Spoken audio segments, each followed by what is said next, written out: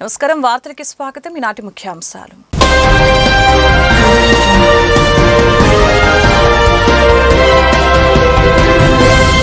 కరువుతో వచ్చే దుర్భిక్ష పరిస్థితులు పారద్రోలాలంటే నదుల అనుసంధానమే మార్గమన్న మంత్రి నిమ్మల. గత వైసీపీ ప్రభుత్వ సాగునీటి ప్రాజెక్టులపై తీవ్ర నిర్లక్ష్యం వహించిందని ఆరోపణ.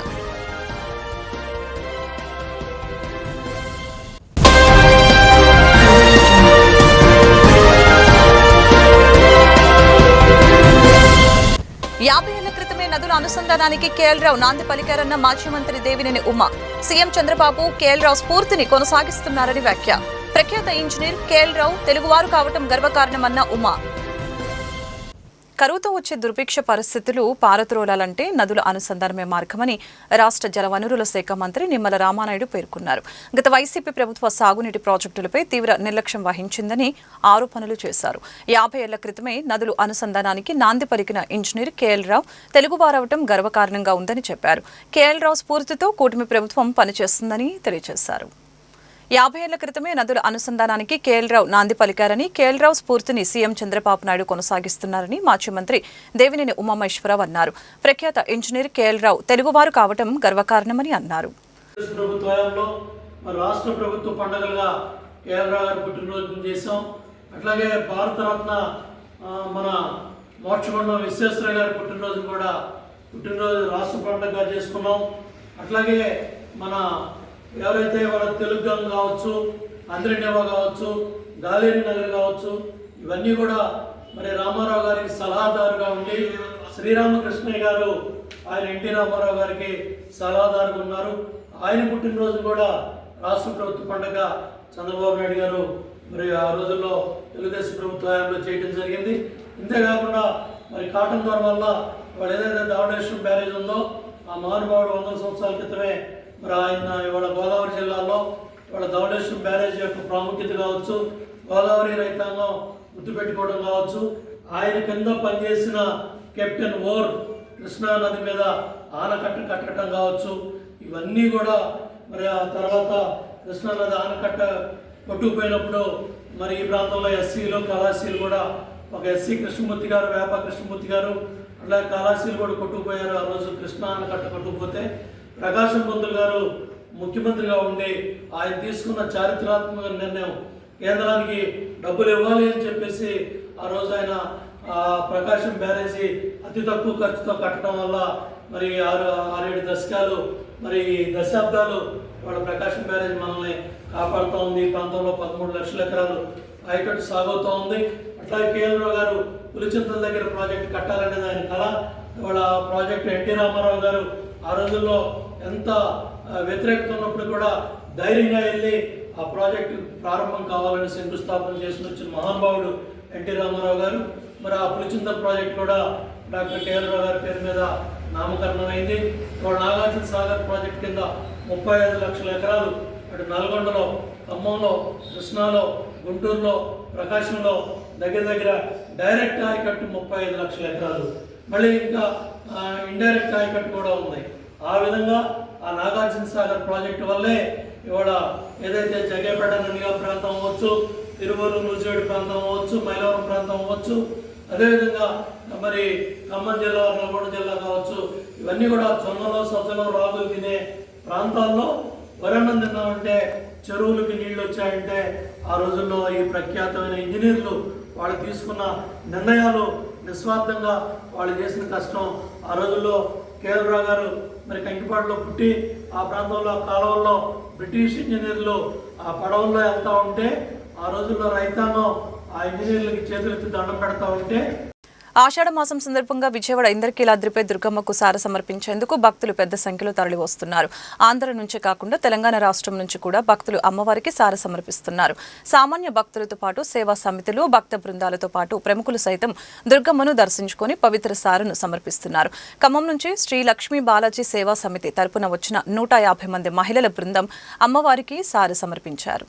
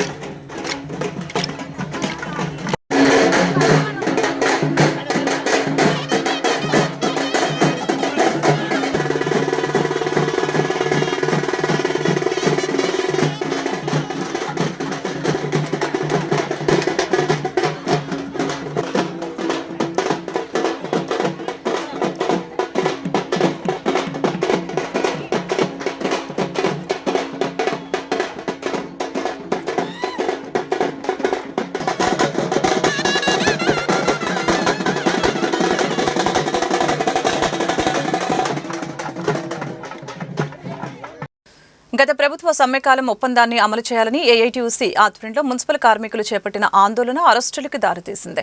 చలో సచివాలయం పేరిట విజయవాడ ధర్నా చౌక్ నుంచి బయలుదేరిన కార్మికులను పోలీసులు అడ్డుకొని అరెస్టు చేశారు.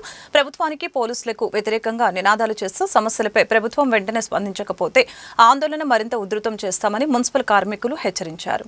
ఆంధ్రప్రదేశ్ మున్సిపల్ వర్కర్స్ యూనియన్ రాష్ట్ర సమితి ఈరోజు చలో అసెంబ్లీ కార్యక్రమాన్ని పిలిపివ్వడం జరిగింది. ప్రధానంగా గత నెల రోజులుగా శాంతియుతంగా అనేకమైనటువంటి పద్ధతుల్లో ఆందోళన చేస్తూ ఉంటే న్యాయమైనటువంటి కోరికలే తప్పకుండా పరిష్కారం చేయాల్సినటువంటి మంత్రివర్గ ఉపసంఘం ఆ విధంగా నిర్ణయం చేసింది. ముఖ్యమంత్రి ఆ విధంగా ఆదేశించాడు.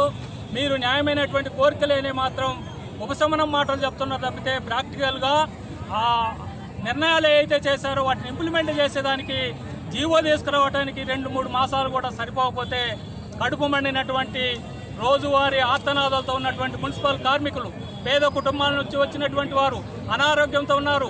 మనం అందరూ ఆరోగ్యంగా ఉండాలంటే వాళ్ళ కడుపు నిండాలి. అటువంటి కడుపు మంటలతో ఉన్నటువంటి మున్సిపల్ కార్మికులు మా కనీస వేతనాలు 26,000 ఇవ్వండి, మీరు అమలు పరుస్తామన్న సంక్షేమ పథకాలు మా బిడ్డలకు అందించండి, అదేవిధంగా వారసత్వ హక్కు మాకు కల్పించండి, ఇవన్నీ కూడా మీరు ఇచ్చినటువంటి జీవోలు అమలుపరచండి. మున్సిపల్ ఇంజనీరింగ్ కార్మికులు దశాబ్దాలుగా ఎన్నో కష్ట నష్టాలు కోర్చి అందరికీ సుఖమైనటువంటి నీటిని, విద్యుత్తుని అందిస్తుంటే వాళ్ళ డిమాండ్లు కూడా పరిష్కారం చేయకుండా, పారిశుద్ధ్య కార్మికుల డిమాండ్లు పరిష్కారం చేయకుండా పొద్దుస్తమానం ఏదో గాల్లో దీపం పెట్టి అమరావతి లేకపోతే బంకచర్ల అవి కడుపు మండే మాటలు మాట్లాడుతుండే తప్ప కడుపు నిండే మాటలు ఇప్పటి వరకు చెప్పలేదు. అందుకనే కడుపు మండినటువంటి ఈ మున్సిపల్ కార్మికులు ఈరోజు ఈ ముఖ్యమంత్రి దగ్గరనో లేకపోతే మున్సిపల్ శాఖ మంత్రి దగ్గరనో తాడో పేడో తేల్చుకోవాలని చెప్పేసి ఈరోజు రావడం జరిగింది. ఇప్పటికీ పరిష్కారం కాకపోతే భవిష్యత్తులో ఉద్యమాన్ని ఉధృతం చేస్తామని ఈ సందర్భంగా హెచ్చరిక చేస్తా ఉన్నాం. రావులపల్లి రవీంద్రనాథ్, ఏఐటీయూసీ రాష్ట్ర అధ్యక్షుడు. 13 నెలల కాలంలో కూటమి ప్రభుత్వం ప్రచార ఆర్భాటం తప్ప సంక్షేమ పథకాల అమలులో ప్రజల్ని మోసం చేస్తుందని పశ్చిమ సిపిఎం కార్యదర్శి బోయ సత్యబాబు ఎద్దేవా చేశారు. కూటమి ప్రభుత్వం వచ్చి సంవత్సరం అయిన సందర్భంగా నూతన వితంతువులకి పెన్షన్ ఇస్తామని ప్రకటించి ఇవ్వకపోవడం దుర్మార్గమని మండిపడ్డారు. అధికారుల్ని అడిగినా సరైన సమాధానం చెప్పడం లేదని ఆరోపించారు. అవుట్ సోర్సింగ్ కార్మికులకు సంబంధించి పెన్షన్లని గత ప్రభుత్వం రద్దు చేసింది. మా ప్రభుత్వం వస్తే ఈ సంక్షేమాన్ని కొనసాగిస్తామని చెప్పారు. ఈ ప్రభుత్వం కూడా ఇప్పటికి కూడా ఆ పథకాలని అమలు చేయకపోగా, రద్దు చేసిన పథకాలను పునరుద్ధరించకపోగా, గత ప్రభుత్వంలో అమ్మఒడి పథకం అమలు జరిగినటువంటి మున్సిపల్ కార్మికులకి ఈ ప్రభుత్వం తల్లికి వందనం కూడా నిలుపుదల చేసి తీవ్రమైనటువంటి మోసం చేసింది. ఇదేనా మీ సంక్షేమం అని మేము అడుగుతున్నాం. ఇది సంక్షేమం కాదు, సంక్షేమం పేరుతో మోసం చేస్తుంది ప్రభుత్వం అనేది తేటతెల్లం అవుతుంది. అలాగే రేషన్ కార్డుల విషయం చూస్తే గత సంవత్సరం నుంచి ఇప్పటి వరకు ఒక్క రేషన్ కార్డు ఇవ్వాల.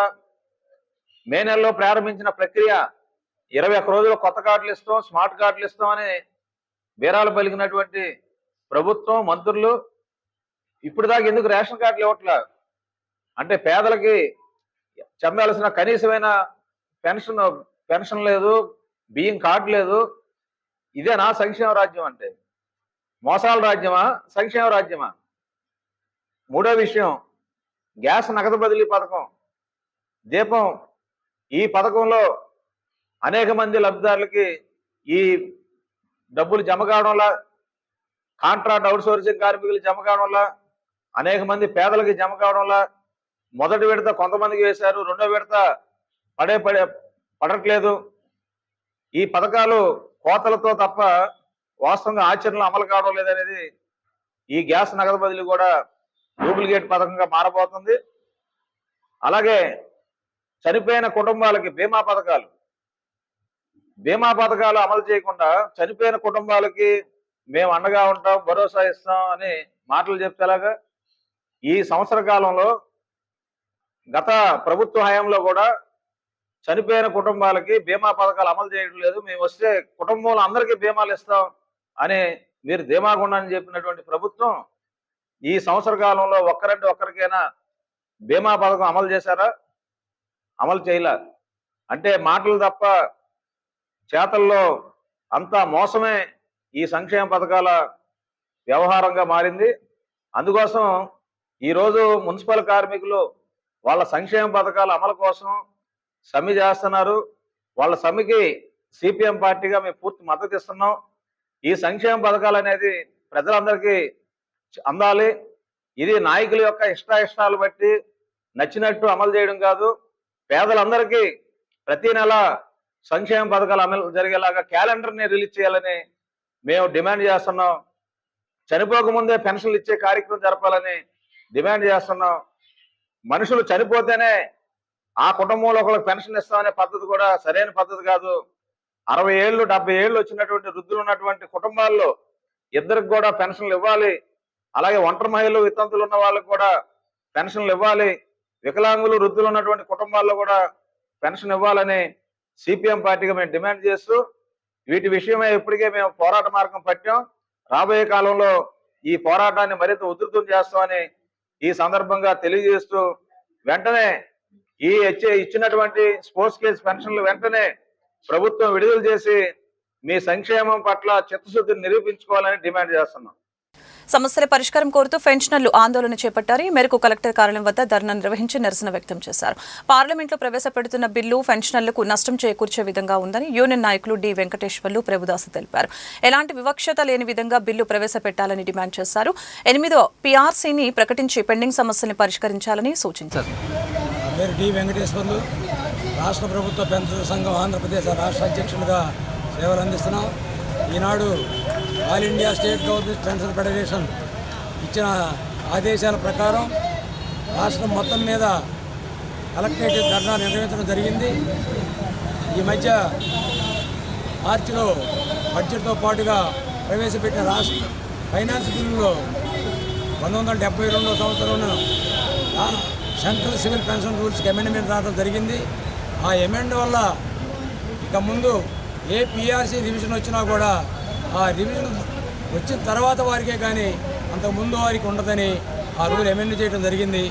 ఆ రూలే కనుక అమలు జరిగితే రాష్ట్రం కాదు దేశం మొత్తం మీద కూడా ఎవరికి కూడా ఈ రోజు నుండి తీసుకున్న పెన్షన్ తప్పితే ₹1 కూడా బెనిఫిట్ జరగదు. కాబట్టి దేశంలో ఉన్న 50 లక్షల మంది సెంట్రల్ గవర్నమెంట్ ఎంప్లాయీస్ కానీ అలాగనే 65 లక్షల మంది సెంట్రల్ గవర్నమెంట్ పెన్షన్స్ కానీ కోట్ల మంది రాష్ట్ర ప్రభుత్వ పెన్షన్ల అందరికీ కూడా ఈ బిల్లు వల్ల నష్టం జరుగుతుంది. కాబట్టి ఈ కలెక్టర్ గారి ద్వారా ప్రధానమంత్రి గారికి మా రాష్ట్ర ప్రభుత్వ పెన్షన్ సంఘం తరఫున రిక్వెస్ట్ ఏమిటంటే ఆ బిల్లును అమలు చేయకుండా చేయాలి. ఆ బిల్లును అమలు చేయమని కూడా చట్టం చేయాలి. అప్పుడే ఉపయోగం జరుగుతుంది. కాబట్టి 1972 సెంట్రల్ గవర్నమెంట్ సివిల్ పెన్షన్ రూల్స్కి అమెండ్ అయితే ఉందో అది ఉపసంహరించుకోవాలి. గౌరవ సెంట్రల్ ఫైనాన్స్ మినిస్టర్ గారు దీనివల్ల పెన్షన్స్కి ఇబ్బంది జరగదని చెబుతుంది. కానీ అది ఆ రద్దు కూడా చట్టరూపం దాలితేనే ఉపయోగం ఉంటుందని తెలియజేస్తూ అలాగనే 8th PRC central government apply చేయాలని అలాగనే సైమల్టేనియస్గా రాష్ట్ర ప్రభుత్వం కూడా 12వ పీఆర్సీ అమలు చేయాలని దేశం మొత్తం మీద పెన్షనర్లకు ఉన్న డిఆర్ ఏరియాస్ వెంటనే విడుదల చేయాలని అలాగనే సమగ్రమైన హెల్త్ ప్రొవైడ్ చేయాలి. వీళ్ళంతా 65 నుంచి 90 సంవత్సరాల మధ్య ఉన్న వయసు వాళ్ళు కాబట్టి హెల్త్ చేయాలి. చివరిగా కమ్యూటేషన్ మేము తీసుకున్న కమ్యూటేషన్ 15 సంవత్సరాలు ఇప్పుడు రికవరీ చేస్తున్నారు. దాన్ని 11 సంవత్సరాలు కానీ 12 సంవత్సరాలు కానీ మినిమం తగ్గించాలని రాష్ట్ర ప్రభుత్వ పెన్షన్ సంఘం డిమాండ్ చేస్తాం. All India state government pensioners federation committee నిర్ణయం మేరకు ఈ రాష్ట్రంలో ఉన్నటువంటి 26 జిల్లా కేంద్రాల కలెక్టర్ ఆఫీస్ కార్యాలయాల ముందు ఈరోజు ధర్నా కార్యక్రమాలు నిర్వహిస్తూ ఉన్నాం. ఇది ఆల్ ఇండియా ఫెడరేషన్ ఇచ్చినటువంటి పిలుపు. ఆ పిలుపులో స్టేట్ గవర్నమెంట్ పెన్షనర్స్ అసోసియేషన్ అనేటువంటిది ప్రధాన భాగస్వామిగా ఉంది. ఆ భాగస్వామిగా ఉన్న కనుక ఆ పక్షంలో ఈరోజు నిర్ణయించాం. దీనిలో ప్రధానంగా మరి పెన్షన్కి సంబంధించినటువంటి సెంట్రల్ గవర్నమెంట్ ప్రవేశపెట్టినటువంటి మార్చి 25వ తారీఖు 2025న ఒక బిల్లు ప్రవేశపెట్టారు. అది ఫైనాన్స్ బిల్లుతో కలిపి ఇంక్లూడ్ చేశారు ఈ పెన్షన్. బట్ అది చాలా కీలకమైంది. బట్ ఇంక్లూడ్ చేసినటువంటి కీలకమైనటువంటి ఆ బిల్లులో చాలా ప్రమాదకరమైనటువంటి అంశాలు ఉన్నాయి. పెన్షనర్స్కి నష్టం కలిగించేటువంటి అంశాలు ఉన్నాయి.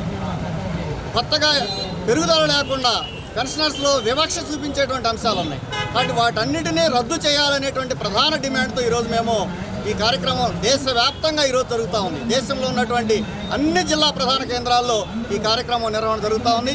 అలాగే అన్ని రాష్ట్రాల్లో కూడా డిఆర్లు పెండింగ్ ఉన్నాయి. డిఆర్లు చాలా ఒక్కొక్క రాష్ట్రంలో అయితే 4 డిఆర్లు 5 డిఆర్లు రకరకాలుగా ఉన్నాయి. కాబట్టి అన్ని రాష్ట్రాల్లో కూడా పెండింగ్ డిఆర్ని విడుదల చేయాలనేటువంటిది కూడా ప్రధాన డిమాండ్గా ఈ ధర్నాలో యొక్క ప్రధాన ఉద్దేశం. అలాగే ఈ రాష్ట్రంలో ఉన్నటువంటి పెన్షనర్స్ వారి హక్కు, వారి భద్రత, వారు స్వేచ్ఛగా ఈరోజు ఒకరి మీద ఆధారపడకుండా బతుకుతూ ఉన్నారు. దానిలో నుంచి తగ్గించేటువంటి ప్రక్రియ చేయకుండా మరి వారికి ఇంకా భరోసా ఇవ్వాలని చెప్పి ఈ రాష్ట్ర కేంద్ర ప్రభుత్వాలని కోరుతున్నాం. ఈ నెల 23-24 తేదీల్లో గుంటూరులో భవన నిర్మాణ కార్మికుల రాష్ట్ర మహాసభలు జరుగుతున్నాయి. ఈ కార్యక్రమానికి సంబంధించిన పోస్టర్లను బ్రాడీపేట సిపిఎం కార్యాలయంలో సిఐటియు నేతలు లక్ష్మీనారాయణ, శ్రీనివాసరావు తదితరులు విడుదల చేశారు. 2 రోజుల పాటు ఈ సభలు జరిగాయి. మహాసభల్లో భవన నిర్మాణ కార్మికుల సమస్యలపై సుదీర్ఘంగా చర్చించి పోరాటాలకు రూపకల్పన చేస్తామని తెలియజేశారు.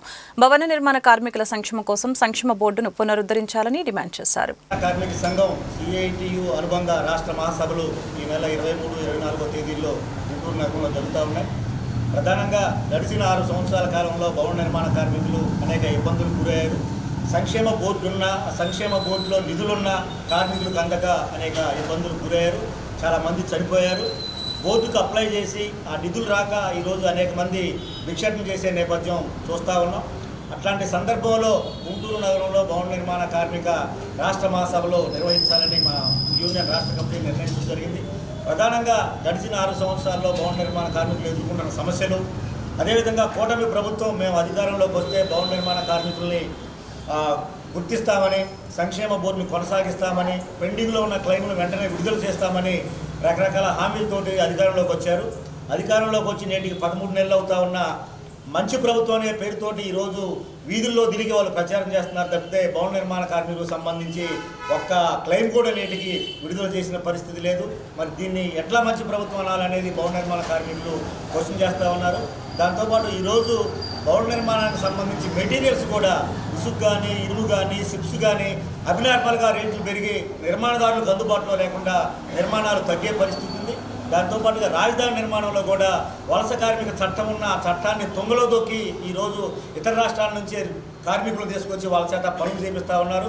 వాళ్ళకి ఇచ్చేది కేవలం 400-500 మాత్రమే ఇస్తున్నారు తప్పితే వాళ్ళకి సమాన పనికి సమాన వేతనం ఇవ్వాలనే ఆలోచన కూడా ఈరోజు ఈ కాంట్రాక్టర్లు చూడట్లేదు. ప్రభుత్వం కూడా ఆ విధంగా చర్యలు తీసుకోవట్లేదు. అందుకని రేపు జరగబోయే మహాసభలో ఈ సంక్షేమాల గురించి కానీ, సంక్షేమ చట్టాల గురించి కానీ, వలస కార్మిక చట్టాల గురించి కానీ చర్చించడం జరుగుతూ ఉంది. అందుకని గుంటూరు నగరం, గుంటూరు జిల్లాలో ఉన్నటువంటి వేలాది మంది భవన నిర్మాణ కార్మికులు ఈ మహాసభలో పాల్గొని జయప్రదం చేయాలని మేము డిమాండ్ చేస్తూ ఉన్నాం. జిల్లా కోర్టులోని న్యాయ సేవాధికార సంస్థ కార్యాలయం వద్ద మధ్యవర్తిత్వ కేంద్రం ప్రారంభమైంది. జిల్లా ప్రధాన న్యాయమూర్తి బి సాయి కళ్యాణ్ చక్రవర్తి ముఖ్య అతిథిగా హాజరై మధ్యవర్తిత్వ కేంద్రాన్ని ప్రారంభించారు. 90 రోజుల మధ్యవర్తిత్వ కార్యక్రమంలో భాగంగా ఈ కేంద్రాన్ని ఏర్పాటు చేశామని ఈ సందర్భంగా జిల్లా ప్రధాన న్యాయమూర్తి తెలిపారు. కక్షిదారులు తమ సమస్యల్ని మధ్యవర్తిత్వం ద్వారా పరిష్కరించుకోవచ్చని తెలియజేశారు. ఈ కార్యక్రమంలో న్యాయ సేవాధికార సంస్థ కార్యదర్శి జియావుద్దీన్, ఇతర న్యాయవాదులు పాల్గొన్నారు. అందరికీ నమస్కారం అండి. ఈరోజు సుప్రీంకోర్టు వారి ఆదేశాల ప్రకారం మేము 90 రోజుల మధ్యవర్తిత్వ కార్యక్రమాలని నిర్వహిస్తున్నాము. దీంట్లో భాగంగా ఈరోజు స్టాల్ ఓపెన్ చేయడం అయింది. అదేవిధంగా వివిధ కార్యక్రమాలు చేపట్టుతున్నాము జ్యుడిషియరీ తరపున, డిస్ట్రిక్ట్ జ్యుడిషియరీ తరపున. అదేవిధంగా మధ్యవర్తిత్వం యొక్క ఉపయోగం ఏంటి, దాని యొక్క విశిష్టత ఏంటి అన్నది కూడా, దాని యొక్క లాభాలు ఏంటి అన్నది కూడా మేము తెలియజేయదలుచుకున్నాము. ముఖ్యంగా ఏంటంటే ఏదైతే కేసుల్లో రాజీ పడదగ్గ విషయాలు ఉంటాయో వాటిలో మధ్యవర్తిత్వం ద్వారా మేము కేసులు పరిష్కరించి ఒక సమతుల్యమైన ప్రశాంతమైన జీవితాన్ని సంఘానికి ఇచ్చేదానికి ఈ యొక్క మధ్యవర్తిత్వాన్ని మేము ఒక సాధనగా మేము ఉపయోగిస్తున్నాము. అదేవిధంగా ముఖ్యంగా సుప్రీంకోర్టు వారు ఈ మధ్యన ఆల్టర్నేటివ్ డిస్ప్యూట్ రిజల్యూషన్లో మధ్యవర్తిత్వాన్ని ప్రోత్సహిస్తున్నారు. ఎందుకంటే దీనివల్ల ఇరు పార్టీలకి లాభం జరుగుతుంది. అదేవిధంగా సామరస్యంగా సమస్య పరిష్కరించబడుతుంది. సో ప్రజలందరూ తెలుసుకోవాల్సింది ఏంటంటే మధ్యవర్తిత్వాన్ని అవలంబిస్తే కనుక మనకి ముఖ్యంగా చాలా త్వరితగతిన మనకి సొల్యూషన్, అదే సమస్య పరిష్కరించబడుతుందని తెలియజేసుకున్నా. ప్రజలందరికీ ఒక విజ్ఞప్తి ఏంటంటే ఏదైతే భార్యాభర్తల సమస్యలు, లేకపోతే అన్నదమ్ముల మధ్య ఉన్న సమస్యలు, లేదంటే మోటార్ వెహికల్ విషయంలో జరుగుతున్న సమస్యలు, క్రిమినల్ కేసుల్లో చిన్న చిన్న తగాదాలు ఉన్న కేసులు పరిష్కరించుకోవడానికి మధ్యవర్తిత్వాన్ని ఉపయోగించుకోవాలని కోరుకుంటూ సెలవు తీసుకుంటాను. నమస్కారం. వార్తలు ముగించే ముందు ముఖ్యాంశాలు మరొకసారి.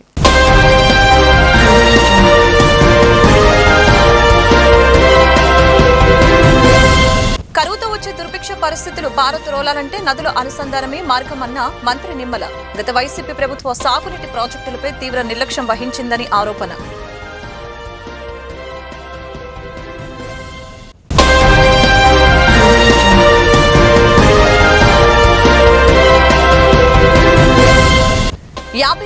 నదుల అనుసంధానానికి కేఎల్ రావు నాంది పలికారన్న మాజీ మంత్రి దేవినేని ఉమా. సీఎం చంద్రబాబు కేఎల్ రావు స్ఫూర్తిని కొనసాగిస్తున్నారని వ్యాఖ్య. ప్రఖ్యాత ఇంజనీర్ కేఎల్ రావు తెలుగువారు కావటం గర్వకారణమన్న ఉమా. ఈ వార్తలు ఇంతటితో సమాప్తం. మరొక బులెటిన్లో మళ్ళీ కలుద్దాం. నమస్కారం.